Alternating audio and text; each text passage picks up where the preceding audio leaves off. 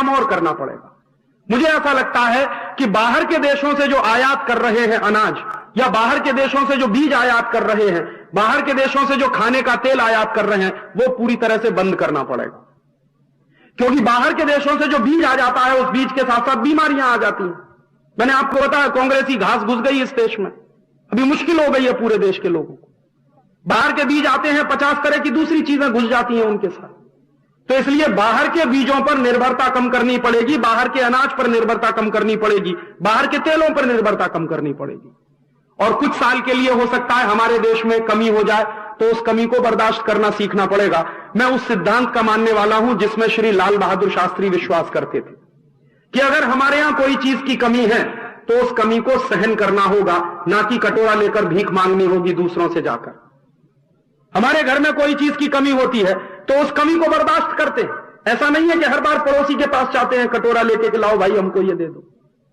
ये नहीं करना पड़ेगा। इससे आत्मसम्मान खत्म होता है, हमारा अपने ऊपर आत्मविश्वास भी खत्म हो जाता है। ये काम हमको करने पड़ेंगे। और भारतीय खेती में जो ज्ञान मौजूद रहा है, उस ज्ञान का इस्तेमाल हम सब अपने विवेक के अनुसार करें, जरूरत पड़ने पर उसमें बदलाव करें। और हमको एक काम और करना पड़ेगा, इस विदेशीकरण की व्यवस्था को समाप्त करने के लिए, भारतीय खेती को फिर से उन्नत बनाने के लिए एक और प्रयोग करना बहुत जरूरी है कि पूरे देश में बड़े पैमाने पर पेड़ लगाए जाएं, वृक्ष लगाए जाएं।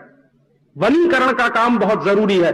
किसानों की सबसे ज्यादा मदद अगर कोई कर सकता है तो वो वृक्ष कर सकता है, पेड़ कर सकता है। उसके लिए हमारे देश में वृक्ष आयुर्वेद नाम का पूरा एक शास्त्र ही है, बहुत ज्ञान है उसमें। तो वृक्ष आयुर्वेद का शास्त्र जो कहता है कि कुछ तरह के पेड़ इस देश के किसानों के लिए बहुत ही मददकारी हैं, बहुत ही जरूरी हैं।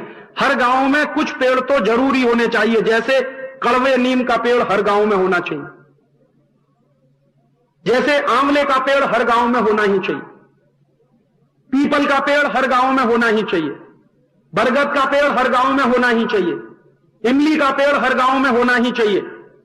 तो हर गांव में जो होने वाले पेड़ हैं उनके बारे में जानकारी करें आप लोग, और हर गांव में इस तरह के पेड़ लगाएं। नीम का पेड़ लगे, नीम का अभियान पूरे देश में चले, आंवले के पेड़ लगे, पूरे देश में उसका अभियान चले, इमली के पेड़ लगे, उसका पूरे देश में अभियान चले, बरगद के पेड़ लगे, बड़ के पेड़ लगे, पीपल के पेड़ लगे, उसका अभियान पूरे देश में चले। तो जो पेड़ किसानों के बहुत अच्छे मित्र हैं उनकी संख्या में लगातार बढ़ोतरी हमको करनी होगी। और यह काम आप अपने से शुरू करिए, अपने घर से शुरू करिए।